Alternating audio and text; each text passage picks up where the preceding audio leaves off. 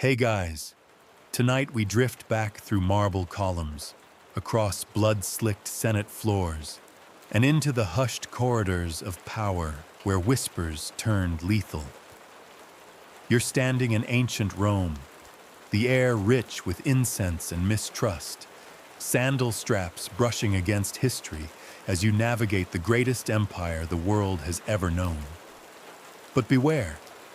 Tonight's path is lined not with triumph, but with tombstones. We're unraveling the mystery of why so many Roman emperors ended up very, very dead and not in their beds. From daggers in cloaks to poison in goblets, this isn't just bedtime history. It's a cautionary tale with a body count. You might not survive it. Kidding, sort of. So before you get comfortable, take a moment. It's 41 CE, and you find yourself in the heart of the Roman Empire, standing in the shadow of the Palatine Hill. The air is thick with rumors. At the top of the imperial power pyramid sits Caligula, the eccentric emperor whose name has become synonymous with madness and excess. The grandeur of his reign is undeniable. Lavish feasts, extravagant gladiatorial games, and a reckless desire to be worshipped as a living god. But here's the catch. Behind the palace walls, things aren't all golden goblets and silver statues. No, Caligula's reign is far darker than any gilded portrait could suggest. As you walk the marbled halls of the imperial palace, you can practically feel the tension. Caligula's behavior grows more erratic with each passing day. One minute, he's hosting a dinner party. The next, he's ordering the execution of a senator for disagreeing with his taste in music. His temper is volcanic, his whims unpredictable, and his actions so bizarre that you're starting to wonder if it's safe to be in his proximity at all. There's a growing group of conspirators in the Senate who can't stomach his antics anymore. But here's the thing. Assassinations in Rome aren't as simple as whispering a name in the dark. No, it takes a bit more finesse. Historians still argue whether the plot to kill Caligula was born of genuine political ambition or the collective exasperation of a ruling class tired of watching their emperor spiral. But on January 24th, 41 CE, the plot finally comes to fruition. As Caligula steps out into a hallway after a particularly boisterous banquet, the conspirators strike. Cassius Chaerea, a member of the Praetorian Guard, who's grown disillusioned with the emperor's behavior, leads the charge. The blade sinks into Caligula's side, then another. The emperor doesn't even have time to cry out in agony. By the time the last conspirator strikes, Caligula has fallen. The people who had once worshipped him as a living god now see their emperor lying dead on the cold stone floor, his blood staining the marble. As you stand over the body of the once great emperor, there's a strange silence in the air. The Senate, which had plotted in secrecy for months, now looks on in horror. You'd think that the Senate would rejoice, but instead, they're left with a terrible vacuum of power. The empire now has no emperor and no clear path forward. You might be thinking, finally, a rational move. But the aftermath of Caligula's death is anything but tidy. The conspirators might have killed the mad emperor, but they've unleashed chaos. Caligula's wife and daughter are murdered. His supporters are hunted down, and the empire, already teetering on the edge, begins to fall into further disarray. You pause, wondering, was Caligula truly mad? Or was his reign simply misunderstood? It's hard to say for sure. After all, power corrupts, and the emperor's descent into madness might have been a result of that very power. Historians still debate whether Caligula was driven by a megalomaniacal desire to control everything, so much so that he began to see himself as divine. or whether his behavior was the result of mental illness, an affliction that took root as he slowly turned against the very empire he was supposed to rule. And yet, there's another theory that's a little more sinister. Some claim that Caligula's assassination wasn't just about his madness or cruelty, but about the growing threat he posed to the established order. As emperor, Caligula pushed the boundaries of Roman tradition and authority. He flirted with absolute power, and for the Senate, that was a step too far. Some historians argue that Caligula's death wasn't just an act of retribution. It was a power grab by those who felt threatened by his attempts to consolidate even more control.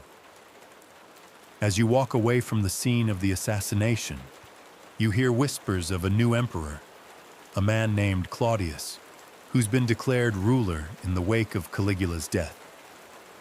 Claudius is an unlikely figure. He's been seen as weak and ineffective, an emperor who might not last long. But even the most unexpected leaders can rise to power in times of chaos.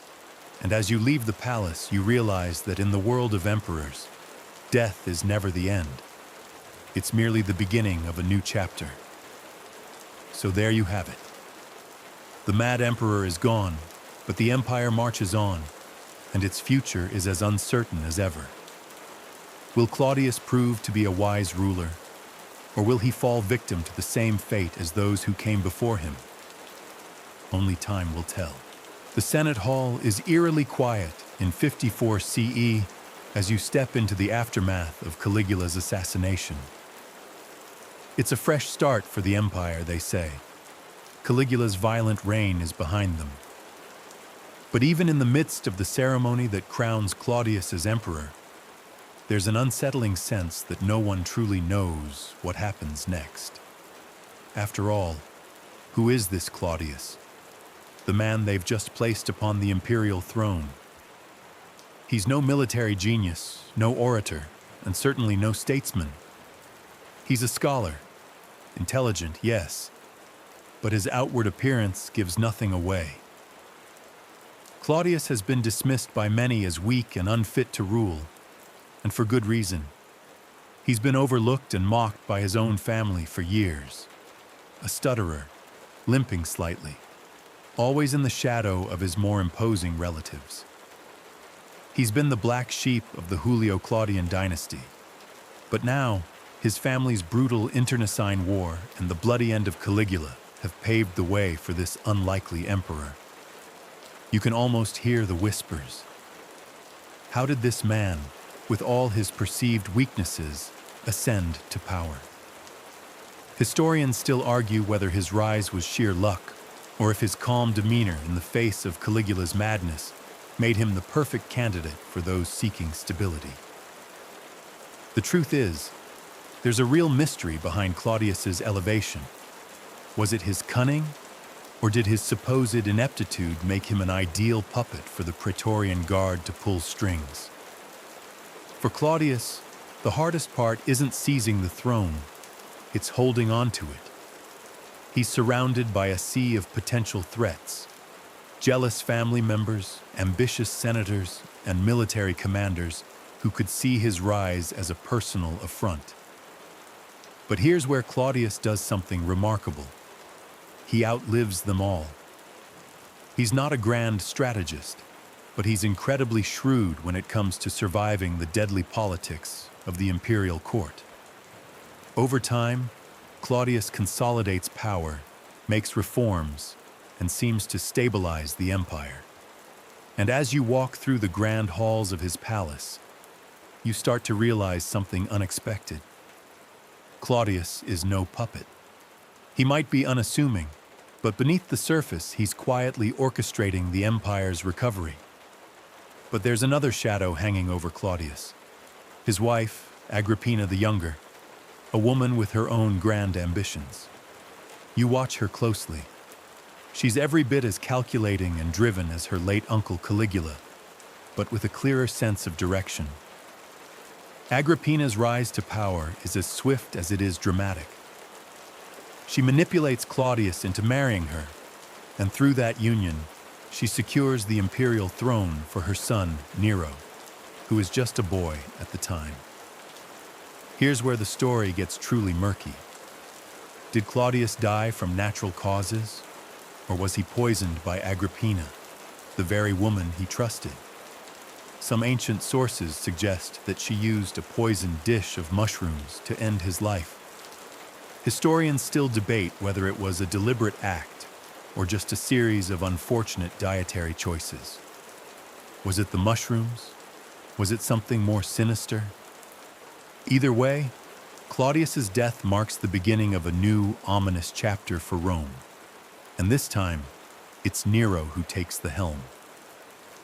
As you stand in the Senate again, looking over Claudius's body, you sense the unease in the air.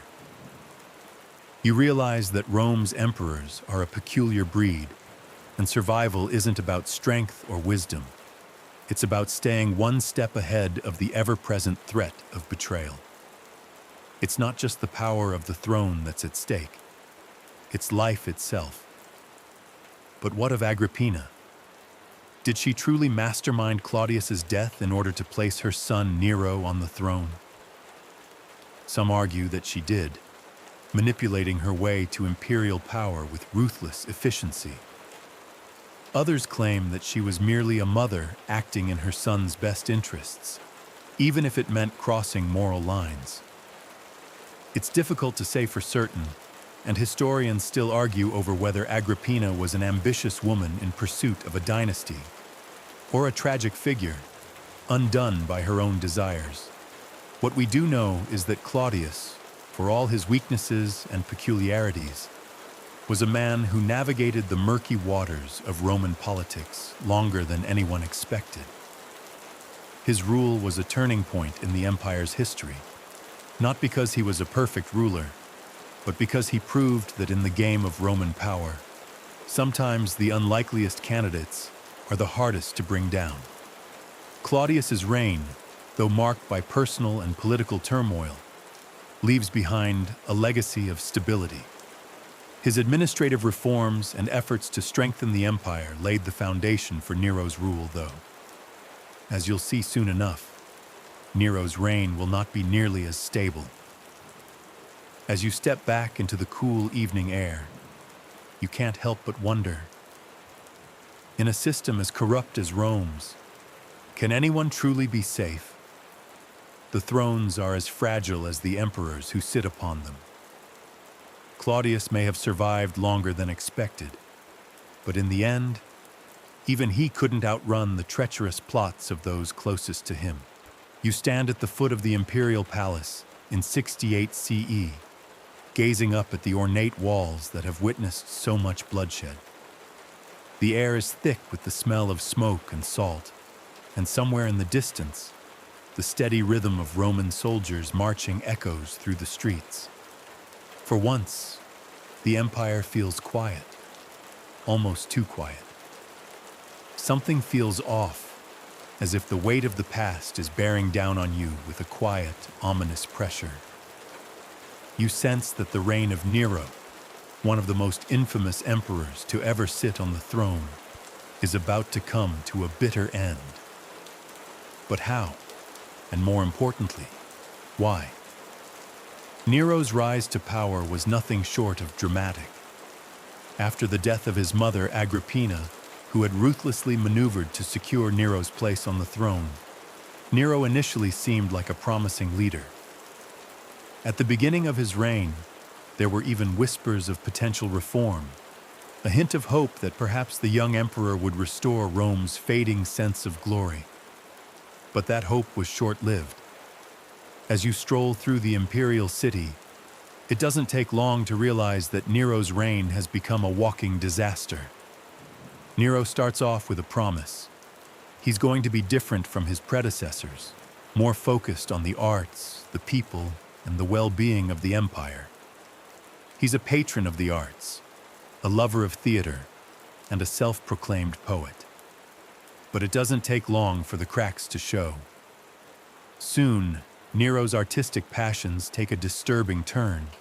He forces citizens to watch his performances, forcing them into theaters, and critics who dare to speak against him find themselves exiled or worse. The line between artistic indulgence and cruel tyranny becomes impossible to ignore. But Nero's true fall begins when the Great Fire of Rome sweeps through the city in 64 CE. As flames engulf the buildings, panic spreads. Amid the chaos, rumors begin to circulate. Did Nero start the fire himself? Did he watch it burn from his palace rooftop, playing his lyre and singing? Historians still debate the truth of these rumors. Some believe Nero was indifferent to the fire's devastation, while others think he may have started it deliberately to clear space for a new, grander palace, a project he'd long dreamed of. Whatever the truth, the fire ignites the hatred of the people. After the fire, Nero makes a fateful decision: to shift the blame onto the Christians. In a shocking move, he begins a brutal campaign of persecution, accusing them of setting the fire and executing many in horrifying ways. Christians are crucified, burned alive, and fed to the lions. It's a ruthless attempt to suppress dissent, but it also serves to further tarnish Nero's image in the eyes of both the people and the Senate. Fast forward to 68 CE, and you can feel the air grow colder. The Senate, once a body Nero could manipulate at will, has turned against him. The rebellion grows, and soon a civil war threatens to tear the empire apart. The soldiers, disillusioned with Nero's erratic leadership, rise up. Rome's legions abandon their allegiance to the emperor, and now the end seems inevitable. You see it all unfold before you. Nero, once the young, charismatic ruler who seemed to have it all, now finds himself deserted by his closest allies. His once dazzling palace is now a symbol of decadence and destruction, and his grip on power slips away like sand through his fingers. Nero flees the city, a shadow of the man he once was. His final moments are a strange mix of self-pity and despair. Historians still argue about the details of his death. Some say he was forced to commit suicide. Others claim he was stabbed by one of his own guards. But the consensus is that the emperor who once believed himself to be a god dies in a state of utter defeat. As you approach the site where Nero is said to have ended his life, you reflect on the madness of it all. From the fire to the persecution of Christians, from his theatrical delusions to his final moments of desperate escape, Nero's reign is a tale of excess, cruelty, and misguided grandeur. But in his final moments, he leaves behind a legacy of chaos. The people who once adored him now see him as a tyrant. The Senate that once feared him now reviles him. And in the end, Nero dies alone, with no one to mourn him. The fall of Nero is not just a personal tragedy, it's a tragedy for Rome itself. The empire, which had once been the most powerful force on earth, now faces an uncertain future. Nero's death marks the end of the Julio-Claudian dynasty, and with it, a sense of finality that you can feel settling in. What comes next for Rome? A new ruler, a new dynasty, and perhaps a new direction for the empire. But for now, you're left with the image of a fallen emperor, whose once bright future ended in flames. Historians still debate whether Nero's death was truly a fitting end for the man who once declared himself both emperor and god. But one thing is clear: he didn't go quietly. As you turn away from the site of his death, you can almost hear his voice echoing through the ruins of Rome. It's not the voice of a ruler, but of a man who realized too late that power, once claimed, is never easily relinquished. It's 69 CE, and you can feel the weight of history pressing down on you as you stand in the Forum. The year has been a blur of chaos. Nero is dead. The empire is in disarray, And what you're witnessing is the frantic scramble for power that would come to be known as the Year of the Four Emperors. The streets of Rome are alive with tension. The Praetorian Guard, ever the kingmakers, has already declared one emperor, the Senate another. The legions are rallying behind their own candidate, and by the end of this mad year, there will be 4 men who wear the purple robes of Caesar. But what happens when so many men are fighting for one throne? The answer, as you will see, is bloodshed, betrayal, and a quest for power that leaves the empire trembling in its wake. The first of these 4 emperors is Galba, a man who steps into power with all the pomp and circumstance of a seasoned military leader. But Galba's reign is short and brutally disappointing.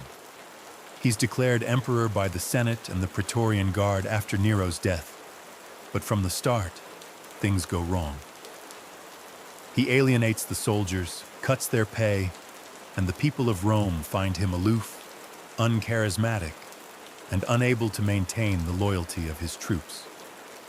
The situation quickly deteriorates, and his reign comes to a tragic end when he's assassinated by a group of mutinous soldiers. Just like that, Galba is gone, and the empire is left with another emperor to replace him. You move quickly through the bustling streets of Rome, trying to make sense of it all. The second emperor of the year, Otho, claims the throne with the help of the Praetorian Guard, but his reign, too, is fleeting. Otho is a man of ambition, but his vision is clouded by the chaos around him. His reign lasts just 3 months, and soon he finds himself locked in a deadly struggle with Vitellius, another claimant to the throne. The battle for power between these 2 men culminates in the Battle of Bedriacum, a bloody confrontation between the forces of Otho and Vitellius. Otho, faced with the prospect of defeat, takes his own life. It's a tragic end to his brief reign, and you can feel the chaos of the moment as Rome continues its descent into anarchy. But Vitellius, the third emperor of this mad year, is no savior either. His rise to power is marked by indulgence and excess, a sharp contrast to the austerity that Rome's people crave after the madness of Nero and the instability of the previous rulers. Vitellius is a glutton, known for his excessive feasting and his indulgent lifestyle, and his reign is one of debauchery. But his empire is fractured. The legions in the east have already declared allegiance to another man, Vespasian, who is gathering his forces to march on Rome. The final emperor of this year of madness is Vespasian, the 4th and last man to claim the title. Vespasian is the man who will bring stability to Rome, but he is not the most glamorous of emperors. He's a military leader, pragmatic and shrewd, and he understands that Rome's strength lies in discipline and order, not in excess or frivolous displays of power. As you walk through the city, you feel a shift in the air. It's subtle, but it's there, an undercurrent of hope. Vespasian's rise marks the end of the year of the 4 emperors, and as his legions march into Rome, it becomes clear that the empire is finally going to find some semblance of stability again. But for all the turmoil of the past year, you can't help but wonder, what was it about this year that made the Roman Empire so fragile? What was it about the throne of Caesar that made men willing to shed blood, not just in battle, but in the very streets of Rome? Historians still argue whether the events of 69 CE were an anomaly, or if they revealed a deeper flaw in the imperial system. Was the power of the emperor so intoxicating that it led men to destroy everything around them in their pursuit of it? Or was it the result of a deep political crisis, a struggle between the Senate, the Praetorian Guard, and the legions that had been brewing for decades? Perhaps it was a little of both. The year of the 4 emperors marks a turning point for Rome. Though the empire survives, it's clear that the path forward is going to be a difficult one. The imperial throne is no longer a symbol of absolute power. It's a dangerous position, one that can be claimed and lost within months, if not weeks. As you stand in the heart of the city, you realize that the emperors of Rome are not gods. They're mortal men, driven by ambition, pride, and the will to survive. But there's one thing you can be sure of. No matter how many emperors fall, the empire itself will endure. The story of Rome's emperors may be one of betrayal and bloodshed, but it's also one of resilience. For even in the darkest of times, Rome marches on, and as you walk through the ancient streets, you can feel the pulse of that unstoppable force. The year is 79 CE, and you find yourself standing at the foot of Mount Vesuvius. It looms over you, its massive, silent presence an ominous reminder of nature's unpredictable wrath. There's a slight tremor beneath your feet, but you don't think much of it. The air is heavy with anticipation, yet there's an undeniable calm in the city. Rome's recent stability under Vespasian's rule has given the empire a sense of order, but it's a fragile peace. Little do you know, something far more catastrophic is looming on the horizon. Vespasian, the sturdy emperor who ended the chaos of the Year of the Four Emperors, has already passed, leaving his son Titus to continue his work.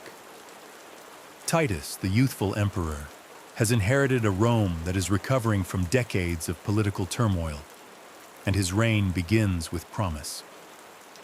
His handling of the aftermath of the eruption of Mount Vesuvius in 79 CE, when the cities of Pompeii, Herculaneum, and Stabiae are buried in ash and lava, adds to his positive image.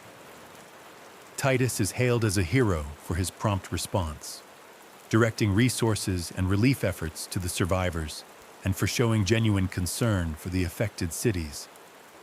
However, even as the city recovers from the eruption, there's a more insidious threat that lurks on the horizon: Titus's own mortality. You see, he's not long for this world. Less than 2 years into his reign, in 81 CE, Titus dies unexpectedly, and what begins as a promise of great leadership ends in tragedy. Historians still debate the exact cause of Titus's death.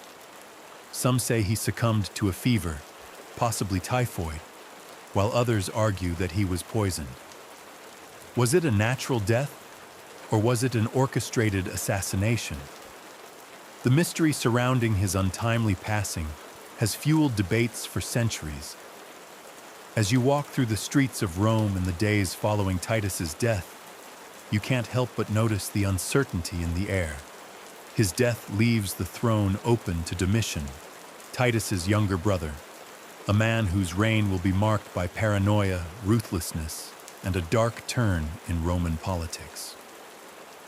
Domitian's rise to power is swift and decisive, but it's clear that he is no Titus. He is a different kind of emperor, one who seeks to strengthen the imperial authority and protect his rule through fear. Unlike his father Vespasian and his brother Titus, Domitian's reign is defined not by the restoration of Roman grandeur, but by his obsessive need to secure his position at any cost. The Senate, which had long been a bastion of political power in Rome, becomes a target of Domitian's increasing authoritarianism. He treats the Senate with contempt, often publicly humiliating senators and holding grudges for perceived slights. He even goes so far as to declare himself a living god, demanding divine honors and treating any criticism as an affront to his deity.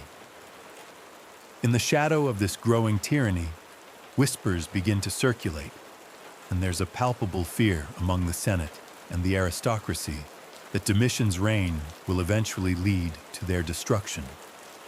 As you walk past the Senate House, you wonder, what could have led Domitian down this dark path? Historians still debate the psychological factors behind his reign. Was he merely a man of power, seeking control in a world that threatened to tear him apart? Or was his behavior the result of personal insecurities and paranoia, cultivated by years of being overshadowed by his father and brother? Regardless of the cause, the consequences of Domitian's rule were clear. The empire, though stable for a time, began to fray at the edges under his reign. Domitian's enemies began plotting against him, and the very forces that had once elevated him to the throne now conspired to bring him down. In 96 CE, the emperor's worst fears come to fruition.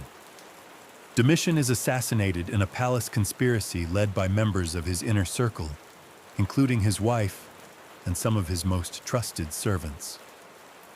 His death is brutal, a fitting end for a man whose paranoia and cruelty had driven even those closest to him to the brink.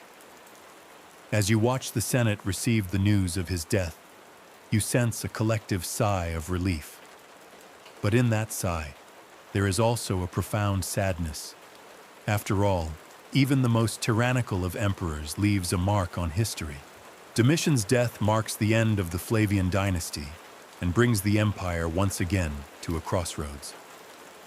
His death ushers in a period of relative peace and stability, as his successor, Nerva, takes the throne and begins a series of reforms. Nerva's reign is characterized by a return to the Senate's power and a break from the excesses of the previous emperor. It's a moment of renewal for the empire, but you can't shake the feeling that Domitian's shadow still lingers over Rome. His reign was marked by so much bloodshed, so much fear, and yet his death is almost anticlimactic. Another ruler brought down by the very system he sought to dominate. But what can we learn from Domitian's reign? Was he simply the product of an empire too hungry for power? Or was he a man who, after years of watching his family members rise and fall, became consumed by a fear of being forgotten, of being cast aside? Historians still debate the reasons for his paranoia, but one thing is clear.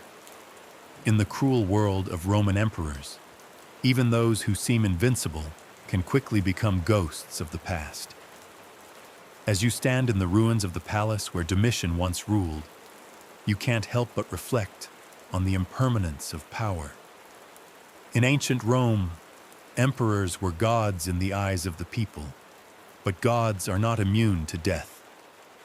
From Vespasian's careful pragmatism to Nero's theatrical tyranny, from Titus's short-lived glory to Domitian's dark reign, one thing is certain: the path to power is fraught with danger, and no emperor is ever safe for long.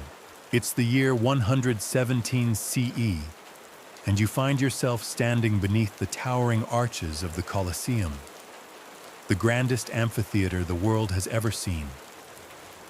It's a time of relative peace, but Rome's past, a past filled with the bloodshed of emperors and their schemes, lingers in the air. The empire stretches across 3 continents, its borders sprawling from Britain to Mesopotamia, from the shores of the Atlantic to the deserts of Egypt. The reign of the 5 good emperors, a period of stability and prosperity, has provided a sense of order in the empire. Yet just as history has shown time and again, nothing lasts forever. You can feel it in the pulse of the city. The Roman Empire is at its zenith, its roads and aqueducts sprawling across its vast territories, its military invincible, and its economy thriving. But even now, you sense a quiet unease. The grandeur of Rome, its Senate and its emperors may seem eternal, but the stories of power, corruption, and betrayal are never far behind. The emperor of the hour is Hadrian, a man known for his intellect, vision, and the ambition to leave a lasting mark on the empire. Hadrian ascended to the throne after the death of his predecessor Trajan, and his reign is one marked by a series of reforms, military, administrative, and cultural. But Hadrian is not the kind of emperor who looks only inward at the empire's greatness. Instead, he looks outward, across the borders, contemplating how to secure Rome's future. Hadrian's most famous project, and one that still marks the landscape today, is the construction of Hadrian's Wall in Britain. Stretching across the northern frontier of Roman Britain, it serves as a barrier to keep out the hostile tribes that lie beyond. It's a symbol of Hadrian's vision for the empire: secure the borders, solidify Rome's power, and prevent any outside forces from threatening the peace. And yet, as you walk along the stretch of Hadrian's Wall, you wonder, can any wall, no matter how grand, truly protect an empire from the forces within? Hadrian is also known for his architectural projects in Rome itself. The Pantheon, with its magnificent dome and grand portico, is one of the greatest legacies of his reign. Yet, for all his achievements, Hadrian's time on the throne is not without controversy. Historians still argue whether Hadrian's obsession with military expansion and fortification of borders might have been an overextension of resources. Was his policy of securing Rome's periphery a prescient move? Or was it a desperate attempt to hold on to power in a rapidly changing world? And more personally, Hadrian's relationship with his lover, Antinous, is shrouded in mystery. The young man's untimely death in 130 CE led Hadrian to deify him and build monuments in his honor, yet the circumstances surrounding the death are unclear. Was it an accident, a sacrifice, or was there a darker, more personal motive behind it? Despite Hadrian's legacy of peace, security, and cultural patronage, the empire's stability begins to fray after his reign. You feel it now as you walk past the majestic columns of the Pantheon, the very structure that symbolizes the enduring greatness of Rome. Hadrian's successor, Antoninus Pius, follows in his footsteps, and yet, even with this continued peace, the shadows of Rome's imperial madness have not fully receded. It's almost as if the Roman Empire, in its sheer size and scope, has become too vast to maintain for any one ruler. For the most part, Antoninus Pius's reign is peaceful. His time is marked by stability, prosperity, and a lack of major military conflict. There are no great conquests or monumental battles, and the Roman economy flourishes. He is a ruler without scandal, admired for his competence and calm demeanor. But as you walk through the city, you know that this peaceful era cannot last forever. Even in this golden age, there are cracks in the foundation. You wonder, as you stroll through the ruins of the Colosseum and gaze up at the vast skyline of Rome, how long can such an empire last without being tested by the same forces that have destroyed so many before it? The empire's growing distance from its military bases, its vast bureaucracy, and the inherent danger of imperial succession all serve as reminders that stability, while important, is often fleeting. As you move through the city's bustling streets, you can almost hear the whispers of discontent. Historians still debate whether the 5 good emperors were truly as perfect as they seem, or whether their reigns merely postponed the inevitable collapse. Was the Roman Empire, after all, simply too large and complex to be sustained by a single dynasty of good rulers? Or was the empire's decline inevitable, set in motion by the very nature of its imperial structure and the vast ambitions of its rulers? In the years to come, Rome will face growing challenges: invasions, economic strain, and political instability. But for now, under Antoninus Pius's rule, it's a time of relative peace. As you walk the streets of Rome, the city seems eternal, its power unshakable.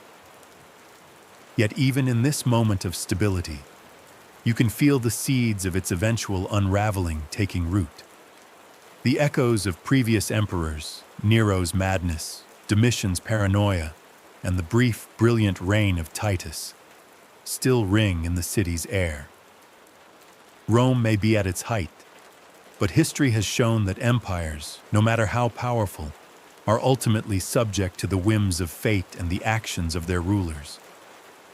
In this moment, it's almost as if you can sense the looming shadow of a future emperor, one who will face challenges that even the mighty Hadrian couldn't have predicted. It's the year 193 CE, and the pulse of the city seems to throb with a strange intensity. The air is thick with tension as rumors swirl about the death of Emperor Pertinax. You can hear the whispers in the darkened corners of the taverns and the crowded streets. The emperor's gone, and the throne is up for grabs. Rome, once a beacon of imperial glory, now stands at the precipice of chaos. The empire, vast and sprawling, is under threat not from foreign enemies, but from within, as power-hungry men vie for control. The year 193 CE would come to be known as the Year of the Five Emperors, a time when the imperial throne, coveted and sacred, would change hands with frightening speed. Pertinax, a seasoned military officer and a man of reform, ascended to the throne after the assassination of Commodus, the emperor whose decadence and mismanagement had hastened the empire's decline. Commodus's death seemed like an opportunity for Rome to regain its former strength, but Pertinax's reign was brief and filled with frustration. The Senate, hoping for reform and stability, supported him. However, Pertinax's attempts to enact reforms, particularly his efforts to curb corruption and instill discipline among the Praetorian Guard, made him many enemies. In a cruel twist of fate, his own guards, the very men who should have protected him, were among the first to turn against him. In a brutal act of betrayal, Pertinax was murdered by the Praetorian Guard, his reign ending after only 86 days. As the sun sets over the city, the streets are filled with anxious murmurs. The Senate, left without an emperor, turns to Didius Julianus, a wealthy senator and former governor, to claim the throne. Didius buys the throne from the Praetorian Guard, offering them a massive bribe in exchange for their loyalty. But his reign, marked by corruption and a complete lack of military support, is no match for the challenges ahead. The people of Rome, angry and desperate for stability, turn their eyes toward the military.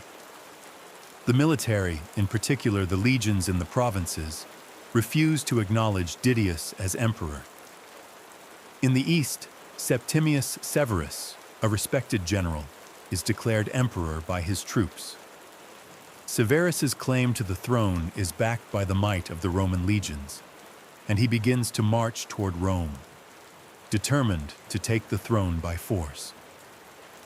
As you walk through the imperial forums, the echoes of military drums seem to grow louder, and you can feel the tension in the air.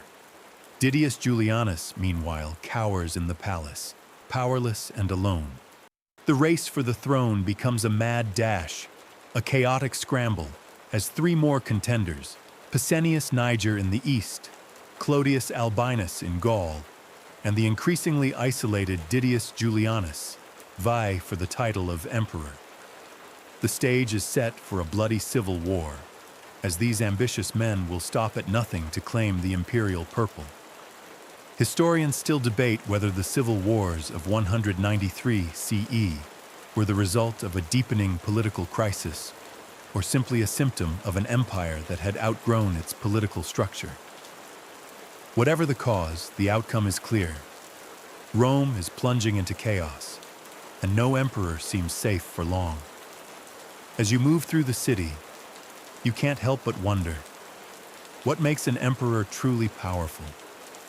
Is it the loyalty of the military, the support of the Senate, or is it something else, something more elusive, that gives a ruler the right to sit on the imperial throne? Historians still argue whether the downfall of Pertinax and the rise of Severus was simply a matter of timing, or whether it revealed a deeper flaw in the imperial system. Was the emperor's authority too easily bought and sold, as Didius Julianus had shown, or was the true power of Rome still held in the hands of its military commanders? As the story unfolds, you can see the tide turning in favor of Severus. By the end of 193 CE, Severus has successfully taken control of Rome, and Didius Julianus has been executed. His brief reign a tragic reminder of how quickly power can slip away. Severus's reign marks the beginning of the Severan dynasty, a dynasty that will see the empire through a period of relative military stability. But it also foreshadows the deepening military influence on imperial politics. Severus, though successful in his quest for power, will prove to be no exception to the harsh reality of Roman imperial rule. His dynasty will face its own share of challenges, from internal dissent to the rising pressure from external enemies. As you walk the streets of Rome, you feel the weight of history pressing down on you. The power struggles of 193 CE are just one chapter in a long tale of betrayal, ambition, and survival. You wonder, can the empire endure such cycles of bloodshed? Or is this the price of its greatness, an unending struggle for the throne, where the emperor is always one misstep away from becoming a mere footnote in history? The answer is unclear. What is clear, however, is that the Roman Empire, for all its magnificence, is a fragile thing. Its future determined not by the strength of its leaders alone, but by the ever-shifting alliances and ambitions of those who seek to control it. It's the year 235 CE, and you're standing amidst the dust and disarray of a city caught between two worlds. The once mighty Roman Empire is unraveling before your eyes. In the far-off provinces, legions are no longer fighting to expand the empire, but are now defending its very borders. There's an air of anxiety, even despair, as the cracks that had been forming in the empire's foundation slowly begin to split wide open. The emperor at this moment is Maximinus Thrax, and his reign marks the beginning of a period known as the Crisis of the 3rd Century, a time when the Roman Empire teeters on the edge of collapse. Maximinus, a man born from humble origins in Thrace, is a towering figure, a literal and figurative giant. His ascent to power is a strange twist of fate. The legions, eager to have a leader they could rally behind, declare him emperor after the murder of Alexander Severus. Maximinus, a soldier who rose through the ranks, was not a man of political finesse or diplomacy. His strength, both physical and military, was his primary asset. But even in the early days of his rule, there are signs of trouble.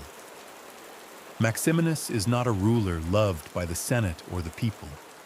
His autocratic style and brutal enforcement of power alienate those who might otherwise have been his allies.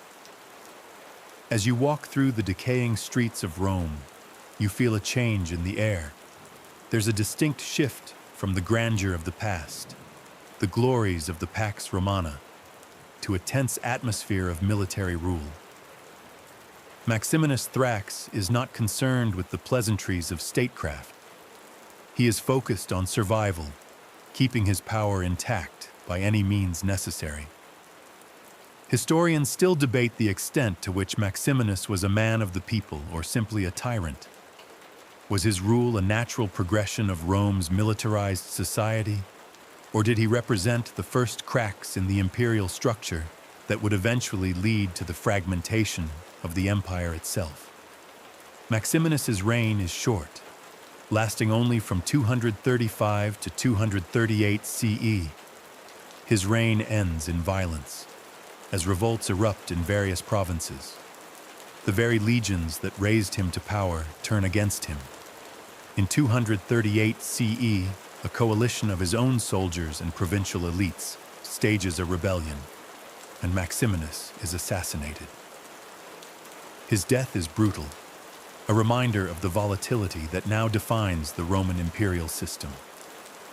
He is the first of many emperors who will meet untimely, violent deaths during this turbulent period.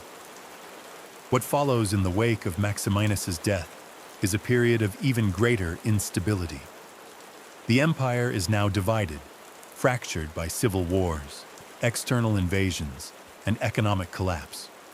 In fact, in the span of just 50 years, the Roman Empire will witness more than 20 different emperors, many of whom will rule for only a few months before being killed or overthrown. As you move through the crumbling imperial palaces, you can almost feel the weight of history shifting. The Roman Empire, once an unstoppable force, now seems like a collection of empires, each one struggling to hold together. In the east, the Sassanid Empire emerges as a new and formidable enemy, seizing Roman territories in Mesopotamia. In the west, the Germanic tribes along the Rhine and Danube border grow increasingly bold, pressing into Roman territory with growing frequency. The empire's military, stretched thin across vast borders, struggles to maintain control. The economy, once the lifeblood of the empire, collapses under the pressure of constant war. Rome's infrastructure, a once proud system of roads and aqueducts, begins to deteriorate. You feel the weight of this decline as you walk through the ruins of what was once a vibrant city, but perhaps the most profound change during this time is the loss of the concept of a unified empire. As the empire is divided, power becomes more localized, and regions start to carve out their own identities. The Gallic Empire, which controls Britain, Gaul, and parts of Hispania, exists as a separate entity for a time. In the east, the Palmyrene Empire, led by Queen Zenobia, emerges as a powerful force, challenging Rome's authority in the eastern provinces. These breakaway states highlight just how fragmented the Roman world has become. The imperial unity that had once held the empire together is beginning to dissolve. Despite the chaos, the Roman Empire is far from finished. In fact, it will eventually stabilize under the rule of the soldier emperors, like Aurelian, who will reunite the fractured empire by 274 CE. Aurelian's reforms, both military and economic, will bring a temporary sense of order to the empire. But even as the Romans begin to recover, the seeds of the empire's eventual fall are already being sown. The crisis of the 3rd century, with its brutal revolutions and military domination, will leave a lasting imprint on Rome, one that will shape its future for centuries to come. Historians still argue about what could have been done to avoid the crisis of the 3rd century. Was it simply the result of too much power being concentrated in the military? Or was the empire's size and complexity always destined to lead to this fragmentation? Some argue that if Rome had been able to reform its political structure, it might have been able to stave off collapse for a few more centuries. Others claim that the very nature of imperial rule, an emperor at the head of a vast, diverse empire, was too unstable a foundation to ever last for long. As you walk away from the imperial ruins, you can't help but reflect on the fragility of power. The Roman Empire, once the pinnacle of civilization, is now at its breaking point. You've witnessed the rise and fall of emperors, the changes in leadership, the shifting fortunes of history. Rome's story is not one of unbroken success. It is a story of power, corruption, and the inevitable decay that accompanies every empire. Maximinus Thrax may have been one of the first to suffer at the hands of Rome's own internal crises, but he won't be the last. It's now the year 284 CE, and as you stand on a hill overlooking Rome, you sense the winds of change once again. The air is thick with uncertainty, yet there's an undeniable pulse of hope stirring within the empire's borders. The decline that began with the crisis of the 3rd century seems to have reached a temporary halt, and it's all due to one man, Diocletian. His arrival as emperor marks a turning point for the Roman Empire, a moment when the tides of instability and chaos might finally be turned back. But Diocletian's reign, though one of restoration, is also the beginning of a new chapter in Roman history, one that will see the empire change in ways never before imagined. Diocletian, a former soldier, is not a man of noble birth. He rises through the military ranks, and through a mixture of strategy and sheer force of will, becomes emperor in 284 CE. His ascent to the throne comes at a time when the empire is at its lowest point. The provinces are in disarray, the economy is collapsing, and military threats loom at every corner. The legions are scattered, and the empire's borders have become porous. In short, Diocletian inherits an empire on the verge of collapse. What Diocletian does next will shape the fate of Rome for the next century and beyond. Recognizing that the empire's sheer size has become unmanageable under one ruler, he takes the drastic step of dividing the empire into 2 parts, the Eastern and Western Roman empires. This decision is bold, but necessary. The Eastern Empire, with its rich cities and lucrative trade routes, will be ruled by Diocletian himself. Meanwhile, the Western Empire, with its troubled borders and less stable economy, will be governed by a co-emperor, Maximian.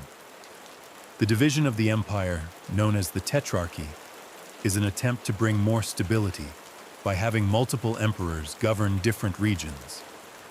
Each emperor is supported by a deputy, or Caesar, in their respective territories.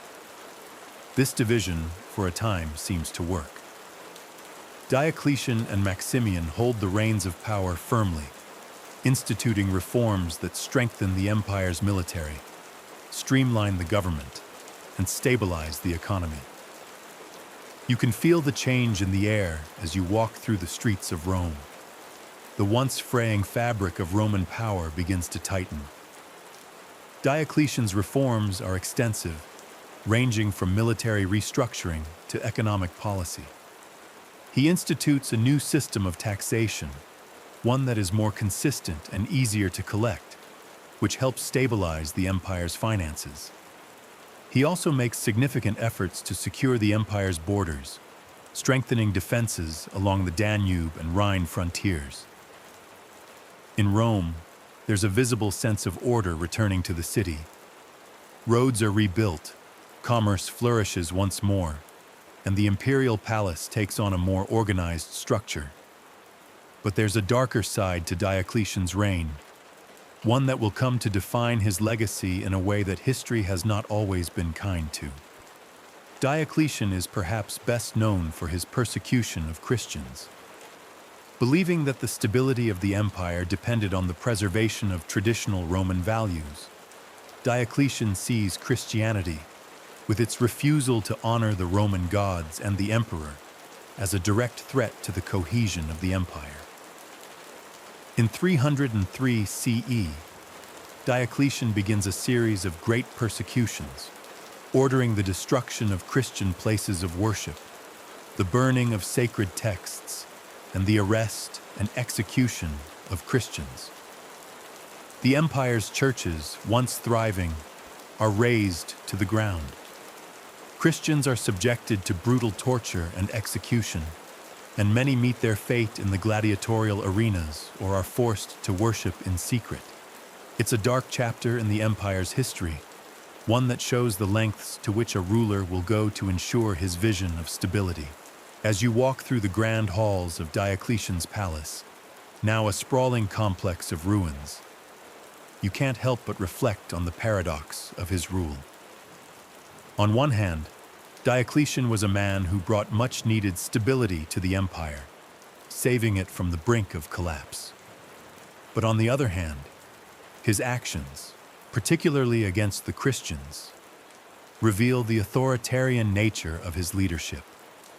Historians still debate the morality of Diocletian's persecution of Christians. Was he simply trying to preserve the empire, or did he overstep the bounds of imperial power? Was the persecution of Christians a strategic move to consolidate power, or was it the product of a deeply held belief in the divine right of the emperor? The Tetrarchy, though successful for a time, does not last. Diocletian's abdication in 305 CE, the first voluntary abdication of a Roman emperor, sets off a new wave of civil war as rival claimants to the throne vie for power. His co-emperor Maximian's abdication follows shortly after, and the empire is once again plunged into chaos. The carefully constructed system of governance that Diocletian had put in place begins to fall apart. The next emperor, Constantine, will inherit the legacy of Diocletian's reforms, but he will face entirely new challenges that will redefine the Roman Empire once again.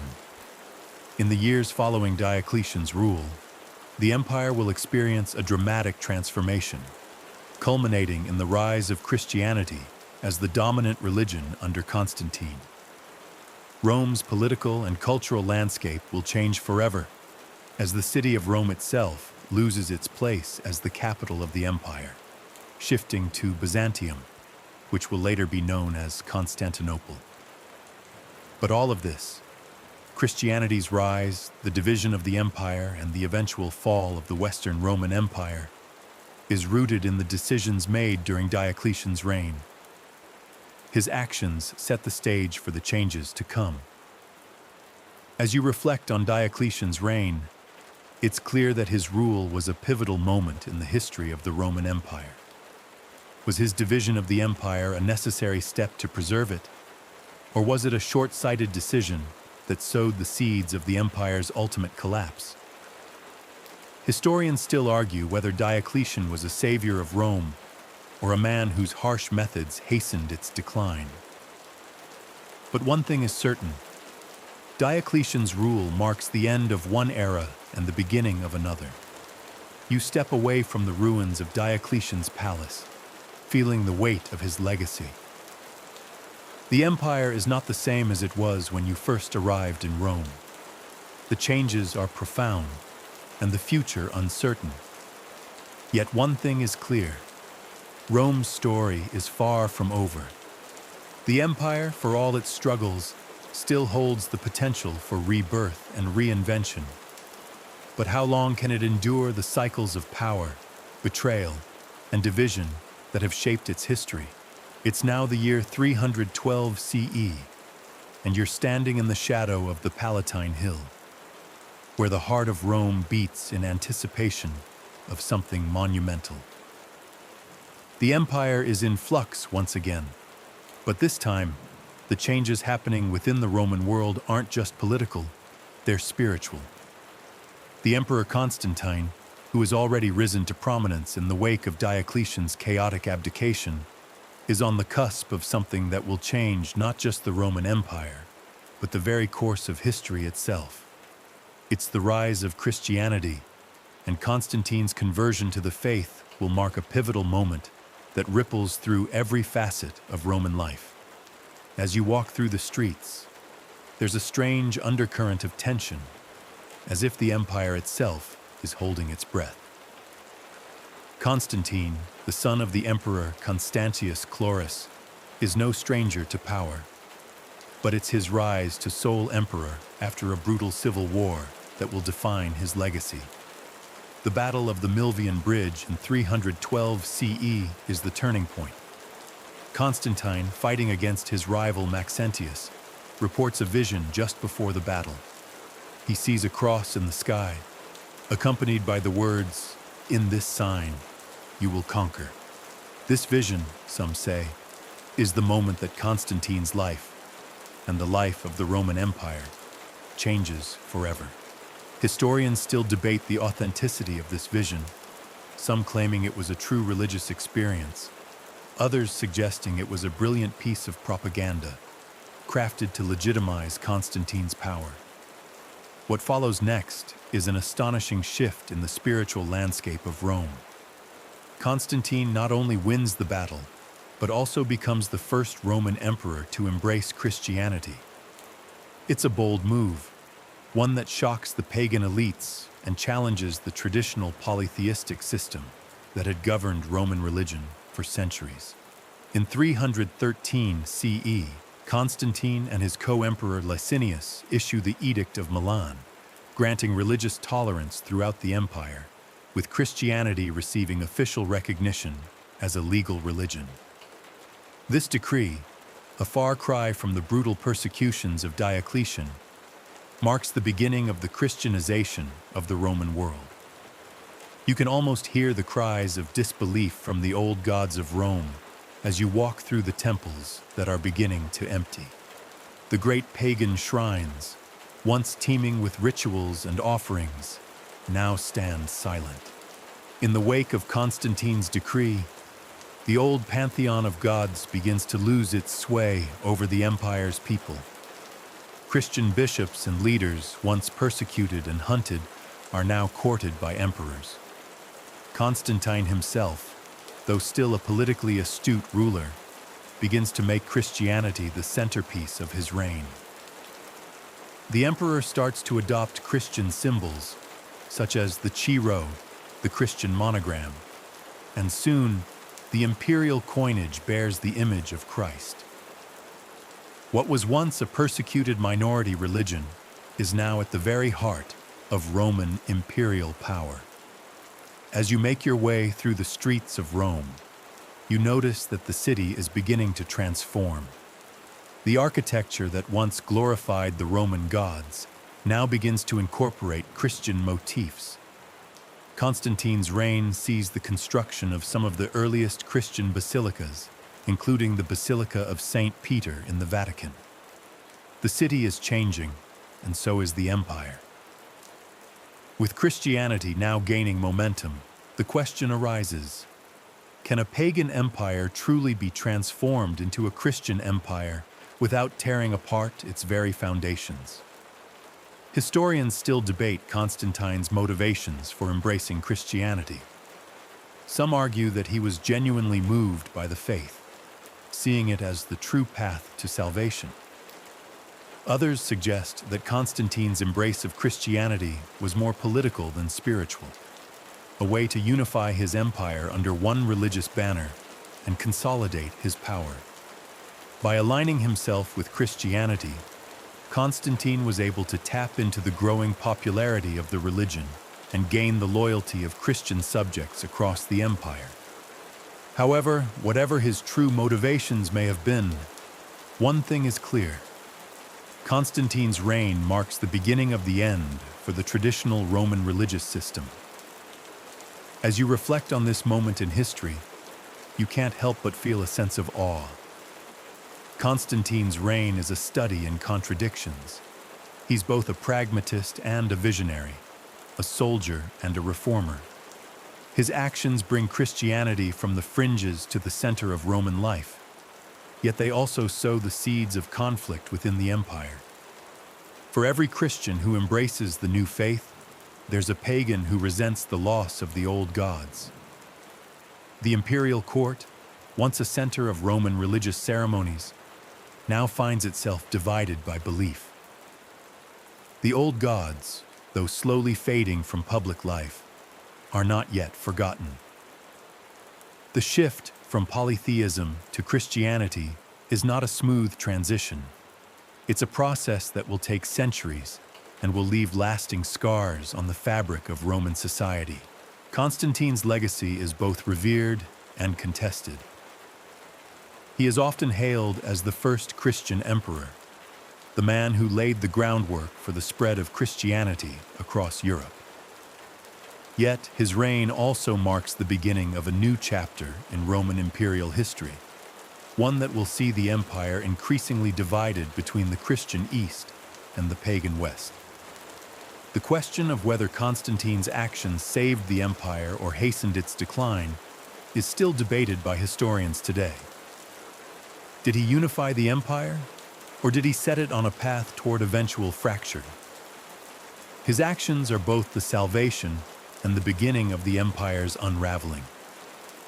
As you wander through the newly constructed Christian basilicas and temples, you feel the shifting tides of history beneath your feet. Rome, the eternal city, is no longer the same. The old gods are giving way to a new order. Christianity, once a hidden faith, is now a force that shapes the future of the empire. But even as the empire begins to change, the cracks in its foundation remain. The pressures of external invasions, internal divisions, and political instability still linger. Constantine may have won the battle for the soul of Rome, but what will happen when the empire itself begins to splinter under the weight of these challenges? The answer, like all things in Roman history, remains uncertain. But one thing is clear. Constantine's reign is the beginning of a new age for the Roman Empire. An age of Christianity, yes, but also an age of tension, conflict, and change. And as you stand there in the heart of Rome, you can almost feel the echoes of that change reverberating through the centuries. It's now the year 337 CE, and you stand in the quiet of a Roman night, with the faint rustling of the wind through the trees whispering stories of change. The reign of Constantine has come to an end, and with it, the world of the Roman Empire has shifted irrevocably. Yet, despite the peace he helped bring to the empire, the cracks beneath the surface still fester. You can sense that the Roman world is still in the midst of a dramatic transformation, even as the reign of Constantine's sons ushers in the next chapter. Constantine's death in 337 CE marks the end of an era. The emperor's three surviving sons, Constantine II, Constantius II, and Constans, are now the heirs to his legacy. But unlike their father, who had managed to unite the empire under his rule, Constantine's sons are unable to hold the fractured empire together. Instead of unity, they bring division, and the empire's troubles begin to multiply as each brother governs a different part of the empire, leading to internal strife and tension. Though Constantine's legacy as the first Christian emperor is secure, his sons' reigns will quickly reveal just how fragile the unity of the empire really is. You feel the growing tension as you walk through the streets of Rome. Though the imperial family tries to maintain the appearance of unity, in reality, the empire is quickly splitting along both religious and political lines. The eastern and western halves of the empire begin to drift apart, and the once centralized control that Constantine had established starts to dissolve. Constantine II rules the west. Constans takes control of the central provinces, and Constantius II governs the east. Each of the brothers has a different approach to ruling and, crucially, a different relationship with Christianity. Constantius II, the most devout of the brothers, continues his father's Christian reforms, while Constantine II and Constans, though Christian, show less enthusiasm for the faith. Tensions over religious policies start to define their reigns. Meanwhile, you can't help but notice the subtle but significant shift in the power dynamics within the empire. Paganism, though in decline, is far from eradicated. In fact, it still has its defenders, those who cling to the old gods and the traditional ways of the Roman world. As the brothers struggle with their differing views on Christianity, religious conflict begins to escalate. The question of what it means to be Roman, whether it's loyalty to the old gods or adherence to the Christian faith, becomes a defining issue. As you watch the shifting allegiances at court, you feel the weight of the empire's deepening divide. Historians still argue whether the empire's division into East and West was an inevitable consequence of its size and complexity, or whether Constantine's sons could have done more to preserve unity. Some scholars suggest that the division of the empire was a symptom of its inherent instability, and that the Roman state was simply too large and too diverse to be ruled by a single family. Others point to the internal squabbles and the inability of Constantine's sons to maintain the unity their father had forged, suggesting that more competent leadership might have kept the empire intact. As the years go by, it's clear that the empire's troubles are not just political, they are also military. The borders of the empire, once securely defended, are now under constant threat. The Visigoths, a Germanic tribe, have already begun pushing into Roman territory. In the east, the Sassanid Persians are growing ever more aggressive, while in the west, the Germanic tribes along the Rhine and Danube seem emboldened by the empire's internal strife. Rome, once the unquestioned master of the Mediterranean, is beginning to lose its grip on its imperial borders. In the midst of all this turmoil, the story of the Roman Empire takes another dark turn. In 361 CE, Constantius II dies, leaving the Eastern Empire to his cousin Julian, known as Julian the Apostate. Julian, who had been raised as a Christian, shocks the empire by declaring his allegiance to the old gods. He renounces Christianity, claiming that the traditional Roman pantheon is the true source of Rome's strength. As you walk through the streets of Rome, you can almost feel the tension building in the air. Here is a ruler who openly defies the faith that Constantine had worked so hard to promote. Historians still debate the nature of Julian's religious policies. Was his rejection of Christianity a sincere belief in the old gods? Or was it a calculated political move to win back the loyalty of the empire's pagan elite?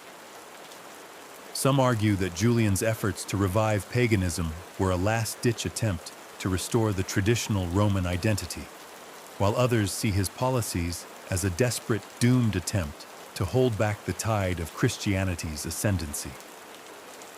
Julian's reign is short, just 2 years, but it leaves an indelible mark on Roman history. His death in battle in 363 CE, fighting against the Sassanid Persians, marks the end of any serious pagan resistance to Christianity in the empire. With Julian's death, the empire moves decisively toward Christianization. The eastern and western halves of the empire may still be politically divided, but the religious divide is beginning to close. The old Roman gods, once at the center of the empire's identity, are now fading into the background. Christianity, having gained imperial favor under Constantine, is now the dominant faith. The transition from a pagan empire to a Christian one is nearly complete, and though it was not without struggle and conflict, it is undeniable that the shift has been one of the most significant transformations in the history of the Roman Empire. As you stand in the quiet aftermath of Julian's short-lived reign, you feel the weight of history pressing down on you. The empire, once unified by the gods of Rome, is now a Christian state. The old ways are gone, and with them, much of what made Rome what it was. You sense that this is just one chapter in the long and complicated story of the Roman Empire, one that spans centuries and continents. And though the Roman Empire may never fully recover from its internal divisions and external threats, its influence, its legacy, and its cultural imprint will continue to shape the world long after its fall. It's now the year 395 CE, and as you stand near the now crumbling remnants of the once mighty city walls of Rome, the air feels heavier than ever. The empire, split in two after the death of Theodosius I, stands at a precipice. The Eastern Roman Empire, known now as the Byzantine Empire, holds strong under the rule of Theodosius's sons, Arcadius and Honorius, while the Western Roman Empire begins its inexorable decline. What was once the undisputed master of the Mediterranean world now faces internal rot, external pressures, and a looming sense of decay. This is the beginning of the end. You can almost hear the distant echoes of a world long past, one where Roman legions marched in perfect unity, where the imperial palace at Rome stood as the epitome of power, and where the empire's reach stretched across 3 continents. But now, the once cohesive power that Rome wielded is splintering. The Western Roman Empire, under the weak and ineffective leadership of Honorius, is no match for the invading hordes threatening its borders. Meanwhile, the Eastern Empire, though still flourishing culturally and militarily, is increasingly isolated from the West. The disintegration of the Western Roman Empire is inevitable. Its fate is sealed. As you walk through Rome's silent streets, you can't help but notice the contrast between the grandeur of its past and the crumbling buildings that now dominate the landscape. The Senate House, the Forum, and the great basilicas, all remnants of a civilization that once saw itself as the eternal center of the world, are now overshadowed by the reality of decay. Rome, once the beating heart of the empire, is no longer the power it once was. But Rome isn't the only city feeling this weight. Across the empire, the story is the same. The empire is falling, and it's falling fast. Historians still debate the reasons behind the fall of Rome. Was it the political instability, the economic strain, the overextension of the empire's borders, or the rise of barbarian groups at the edges of the empire? Some argue that the empire was doomed from the start, that no civilization could survive the immense strain of ruling such a vast territory for so long. Others point to the internal decay, corruption, mismanagement, and the decline of the traditional Roman virtues as the true causes of Rome's downfall. Whatever the causes, the effects are undeniable. The Germanic tribes, including the Visigoths, Vandals, and Ostrogoths, have been steadily encroaching on Roman territory for decades. You can almost hear the thunderous hooves of the Huns as they push westward under the leadership of Attila the Hun, their arrival marking a tipping point in the empire's already strained military defenses. In 410 CE, the unthinkable happens. The Visigoths, led by their king Alaric, sack the city of Rome. For the first time in 800 years, the Eternal City is plundered by invaders. As you stand amidst the ruins of Rome, the significance of this moment hits you. The fall of Rome to the Visigoths is one of the most symbolic and devastating moments in the history of the empire. The city that once ruled the world is now at the mercy of barbarian invaders. The sacking of Rome isn't just a military defeat, it's a profound psychological blow to the Roman identity. The idea of Rome as invincible, as eternal, is shattered. The events of 410 CE mark the beginning of the end for the Western Roman Empire. But it's not the last blow. Just a few short years later, in 455 CE, the Vandals, another Germanic tribe, take their turn sacking Rome. By now, the Western Roman Empire is all but a shadow of its former self. The once mighty Roman legions are no longer capable of defending the empire's borders, and Rome is left at the mercy of invaders. You might wonder why the empire's decline happened so swiftly. Was it a matter of bad luck, or did it come down to the choices of weak emperors who failed to adapt to the changing world? Historians still argue whether the fall of the Western Roman Empire was a sudden catastrophe or a slow, inevitable decline. Some point to the growing number of usurpers, civil wars, and economic problems as the true cause of the collapse. Others argue that the empire's inability to adapt to the changing political and military landscape of the 5th century was its fatal flaw. As you look out over the remains of the Roman city, you can't help but feel a sense of melancholy. The West is in ruins, but the Eastern Roman Empire still stands tall. Under the reign of Theodosius's successor, Arcadius, and his successors, the Byzantine Empire holds firm, clinging to the traditions and power structures of Rome even as the western half of the empire crumbles. The Eastern Empire will go on for nearly another 1,000 years, with its capital in Constantinople, and it will become a cultural and military powerhouse in its own right. But that's a story for another time. The fall of the Western Roman Empire marks the end of an era, the fall of Rome, the end of the Roman Empire as it was known, and the beginning of a new chapter in European history. And yet, even as the Western Empire collapses, there's a sense of irony that you can't shake. Rome may fall, but the ideas that made it great, its law, its architecture, its culture, will continue to shape the world for centuries to come. The legacies of the Romans will live on in the Byzantine Empire, in the Holy Roman Empire, and in the nations that emerge from the ashes of the former Roman territories. But as you stand here, in the ruins of the greatest empire the world has ever known, you realize that no civilization is truly eternal. Rome, like all empires before and after it, had its rise and its fall.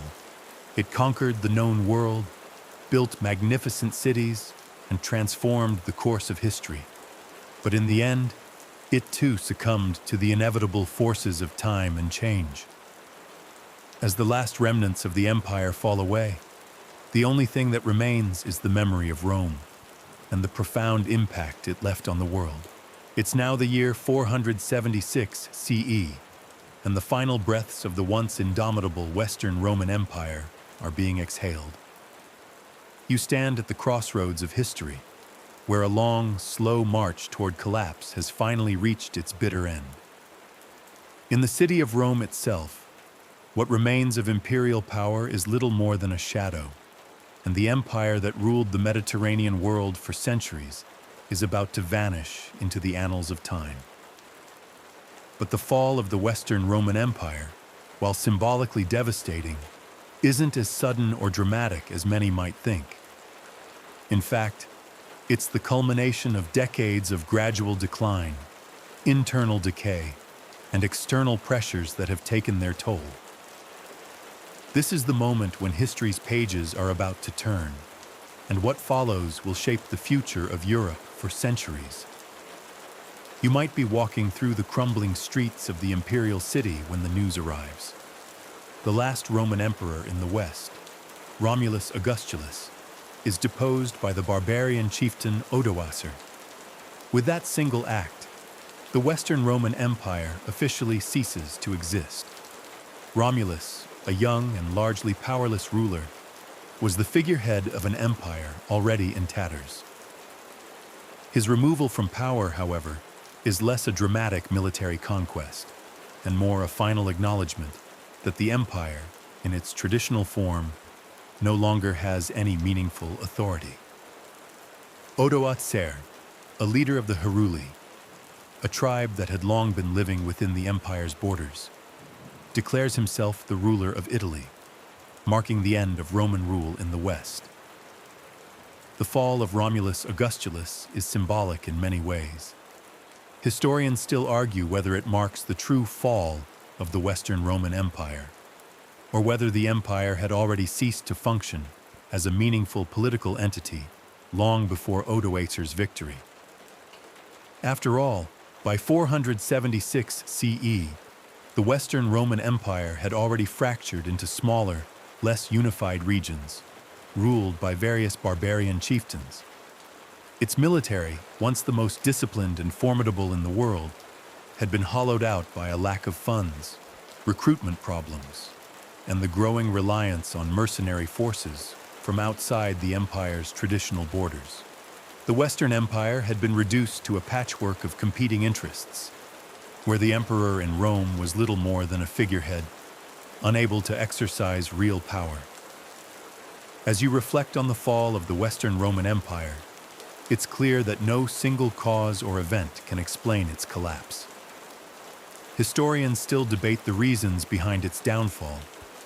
Some argue that it was the result of military overstretch, as the empire's borders became increasingly difficult to defend.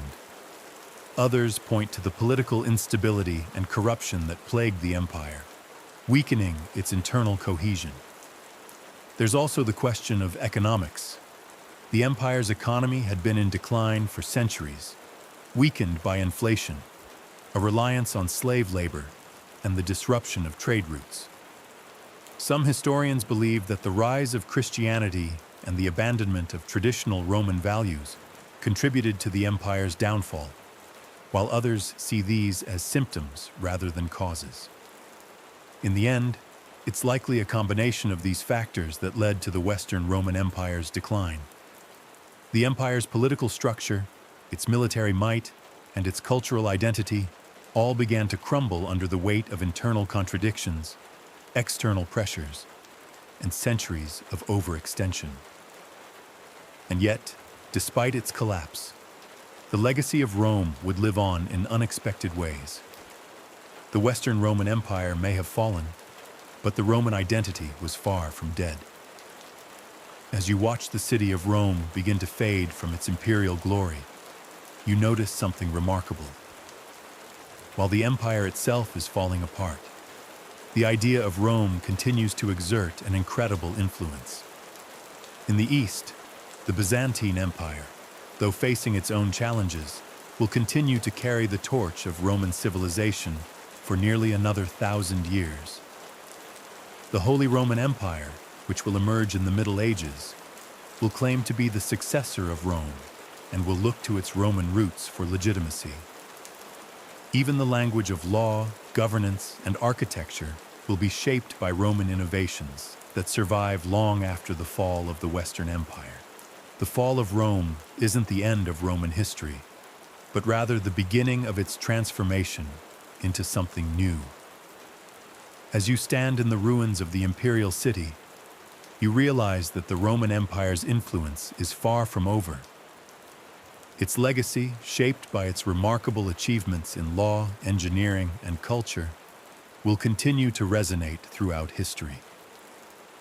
The fall of the Western Roman Empire is a moment of dramatic change, but it also marks the point at which the Roman world gives rise to new forms of political organization, new ideas of empire, and new civilizations that will build upon the foundations laid by Rome. But of course, the fall of Rome isn't just a matter of political collapse.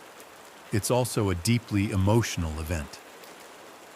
As you walk through the abandoned palaces and crumbling forums, you can almost feel the weight of 1,000 years of history. Rome was once the beating heart of the known world, and its fall leaves a void that no empire could immediately fill. You can sense the sadness of those who lived through this moment, seeing the end of an era, the end of something that had seemed eternal. The idea of Rome, the ideal of Roman power and greatness, remains lodged in the hearts of its people, even as the empire itself disappears. Yet, as you stand in the twilight of the empire, there's something strangely comforting about the fact that Rome's story is far from over. It may have fallen, but its influence would continue to echo through the centuries. Rome, like any great civilization, may have had its rise and fall, but its legacy, its cultural, political, and intellectual contributions, would endure long after the final Roman emperor had been deposed. The Western Roman Empire may have died in 476 CE, but Rome itself, in a sense, never truly dies. It lives on in the streets of Constantinople, in the architecture of medieval Europe, and in the ideas that still shape our world today. The death of the Western Roman Empire was not the end, but the beginning of a new chapter. And as the sun sets on the ruins of Rome, you realize that the echoes of its empire will reverberate for centuries to come. The year is 800 CE, and you find yourself far from the crumbling streets of ancient Rome, watching as a new chapter in the story of the Roman Empire begins. The city, now a mere shadow of its former self, has given birth to a legacy that stretches far beyond its boundaries. one that transcends the decline and fall of the Western Empire. It's in the north, in the land of the Franks, where the idea of Rome is about to experience a profound resurrection. But it's not the same empire you've known. It's a new, medieval version, and it will carry with it echoes of the Roman past. In this moment, you stand in awe of Charlemagne, king of the Franks, as he prepares for one of the most remarkable moments in European history. On Christmas Day of 800 CE, as you walk through the grand halls of the church in Aachen, you watch in real time as Charlemagne kneels before Pope Leo III. The Pope, in an act both political and symbolic, places a crown upon Charlemagne's head, declaring him Emperor of the Romans. In this moment, the idea of the Roman Empire is reborn, but with a twist. Though Charlemagne is crowned as emperor, it's not the same Roman Empire that once ruled from the Mediterranean. It's a new form, one that draws heavily on Roman traditions, but is also deeply influenced by the medieval world that Charlemagne's Frankish kingdom represents. You can feel the weight of history pressing down on this moment. The title Emperor of the Romans is a deliberate attempt to resurrect the prestige and power of the Roman imperial title. But as you watch Charlemagne rise, it's clear that the empire that emerges from this coronation will be a very different beast from its Roman predecessor.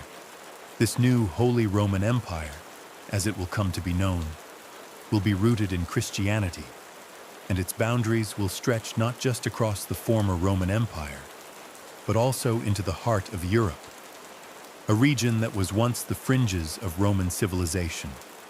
Charlemagne's reign represents a revival of the Roman ideal, but it is also an empire reshaped by the values of the Middle Ages: Christianity, feudalism, and a new understanding of kingship. Historians still debate the significance of Charlemagne's coronation. Was it a genuine revival of the Roman Empire, or a new, distinct political entity altogether? Some argue that Charlemagne's Holy Roman Empire was the rightful successor to Rome, as it was built upon Roman ideals and traditions. Others see it as an entirely new empire, one that borrowed heavily from Rome, but was ultimately a product of medieval Europe. The fact that Charlemagne's empire will be divided among his heirs and plagued by internal divisions might suggest that it was never meant to be a true continuation of Rome's power. Still, despite the complications, Charlemagne's reign represents a key moment in the transformation of the Roman legacy. As you walk through the streets of Aachen, you sense that something important is happening, something deeply connected to the past, but simultaneously pointing toward a new future. The Holy Roman Empire won't last forever, but it will live on as a symbol of the Roman idea, an idea that continues to shape European politics and culture for centuries to come. With Charlemagne's reign, the ancient Roman imperial title has found new life, but Rome itself, as the heart of the empire, is no longer the focal point. The legacy of Rome, now scattered across the map of Europe, takes on a new form. Charlemagne's empire, though mighty in its own right, will eventually be fragmented. The medieval world will go on to shape its own destiny, and the true power of Rome, the city, the empire, will never be fully restored. And yet, through all the changes and transformations, one thing is clear: the idea of Rome, the legacy of its law, its culture, its grand buildings and ideas will continue to echo throughout history. As you leave Aachen, you realize that Rome has never truly died. Though the empire may have crumbled in 476 CE, its influence has persisted, adapting to the times and taking on new forms as history moves forward. Charlemagne's Holy Roman Empire is just one chapter in a long saga, but it serves as a powerful reminder that the spirit of Rome lives on in the political structures, religious ideals, and cultural values that have shaped the Western world. With the fall of the Western Roman Empire, the question of who brought the emperors to the cemetery may seem to have an easy answer.